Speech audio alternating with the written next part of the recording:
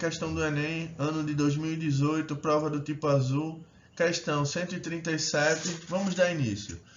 Um contrato de empréstimo prevê que quando uma parcela é paga de forma antecipada, concede-se uma redução de juros de acordo com o período de antecipação.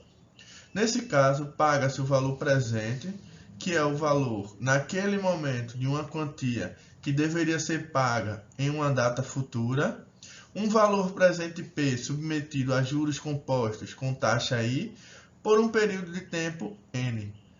Produz um valor futuro V determinado pela fórmula V igual a P vezes 1 mais I elevado a N. Em um contrato de empréstimo com 60 parcelas fixas de 820, há uma taxa de juros de 1,32 ao mês, junto com a 30ª parcela será paga antecipadamente uma outra parcela, desde que o desconto seja superior a 25% do valor da parcela. Então, ele pede para a gente pagar uma parcela e uma outra parcela que a gente tem que adiantar, mas sendo que, através do cálculo, a gente tem que deduzir que essa parcela vai ter que ter 25% de desconto para ser a parcela que a gente vai pagar. E ele ainda fala, utilize 0,2877 como aproximação para ln, que é o logaritmo natural de 4 sobre 3, e 0,0131 como aproximação para o logaritmo natural de 1,0132.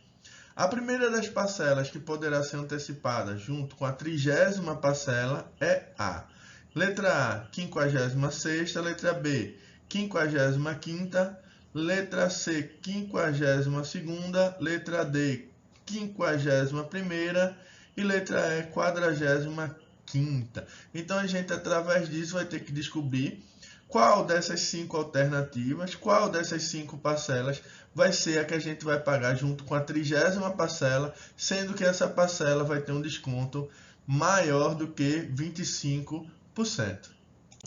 Agora sim, vamos resolver a questão. Vou colocar algumas informações do texto para facilitar nossa resolução. A gente tem um valor presente P com a taxa I e o tempo N. Então, ele está indicando que o P é o valor presente, o I é a taxa e o N é o tempo. Nessa fórmula aqui que ele passou para a gente, V, que a gente pode considerar como valor final, é igual a P, que é o valor presente, vezes 1 mais I, que é a nossa taxa, elevado a N, que é o nosso tempo. Outras informações, são 60 parcelas mensais e a taxa de juros é de 1,32% ao mês. E a gente tem uma condição para a gente deduzir qual vai ser das alternativas a correta. Junto com a 30ª parcela, vai ser paga outra parcela com desconto superior a 25% do valor. Então, a gente pode considerar que a 30ª parcela vai ser 100% do valor. E a parcela que a gente vai ter que descobrir vai ser uma parcela que vai estar abaixo dos 75% do valor que a gente fez a subtração de 100% menos 75%, ele vai dar um valor mais abaixo. Então, a gente tem que descobrir qual é essa parcela. E ele traz outras informações. O ln, que é o logaritmo natural de 4 sobre 3, é igual a 0,2877. E o logaritmo natural de 1,0132 é igual a 0,0131. Cuidado para não confundir esses valores por eles serem tão parecidos.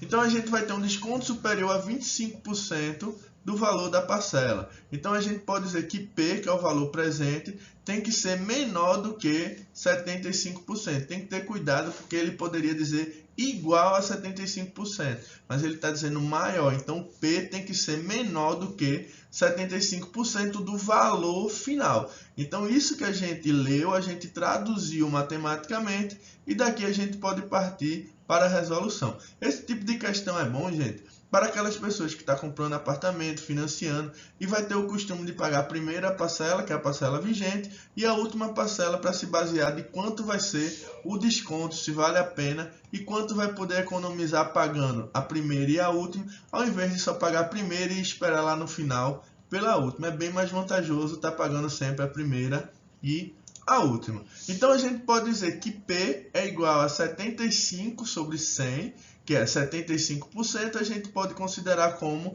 75 sobre 100 e vezes V, que é o nosso V final. A gente não pode esquecer que ele é o primordial aqui no primeiro membro da nossa fórmula. Então, o que é que a gente faz? Simplifica tanto o 75 quanto o 100 por 25, e a gente tem 75 dividido por 25 igual a 3, e 100 dividido por 25 igual a 4. A gente tem que se ligar por quê? Porque aqui a gente tem um ln de 4 sobre 3. Então, não vai adiantar a gente não simplificar. A gente tem por obrigação estar craque nessa parte de simplificação, deduzir que quanto menor o número, mais fácil a gente vai poder conseguir encontrar o resultado, porque a gente vai ter cálculos com menos valores, né? Então, a gente observa que o P é igual a 3 sobre 4V, mas o ln que a gente tem aqui é de 4 sobre 3. Mais para frente a gente vai fazer uma mágicazinha e vai conseguir inverter esses valores. A informação que a gente tem é que o I é igual a 1,32%, mas a gente não pode jogar ele direto com o valor da taxa, a gente tem que transformar ele de porcentagem para número decimal, então a gente bota 1,32 sobre 100, aqui a gente não precisa nem fazer cálculo, só é contar a quantidade de zeros e andar nas casas decimais. Então, a gente tem igual a 0,0132. Prosseguindo, a gente substitui na fórmula, a gente tem V, que é o nosso valor final, nosso V final, igual a 3 sobre 4 vezes V, que é o nosso P, que a gente conseguiu transformar em linguagem matemática e simplificar ele, que está na parte superior aqui, vezes 1 mais 0,0132 elevado a n. Se a gente observar, esse segundo logaritmo é 1,0132. Então, a gente já tem o primeiro valor. A gente só vai ter que fazer a mágicazinha para esse 4 vir para cima e o 3 vir para baixo, para a gente conseguir usar o logaritmo e encontrar o n que está aqui no expoente para escolher a nossa alternativa correta.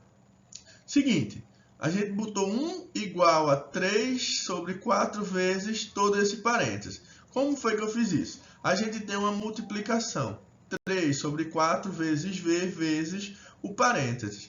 Se eu tenho um valor multiplicado no segundo membro e quero jogar ele de volta para o primeiro membro, se ele está multiplicando, ele vai passar dividindo. Então, vai ficar no primeiro membro V sobre V, e V dividido por V dá igual a 1. Então, aqui a gente já consegue descobrir que a gente já partiu do pressuposto de uma equaçãozinha do primeiro grau, onde a gente vai ter que achar esse n, que é o nosso expoente. E esse 3 sobre 4 também está multiplicando, então a gente também vai ter que jogar ele para o primeiro membro, para a gente ir deixando só a parte de letras aqui no segundo membro, depois a gente inverte, deixando eles no primeiro membro. Se está multiplicando, a gente vai passar dividindo.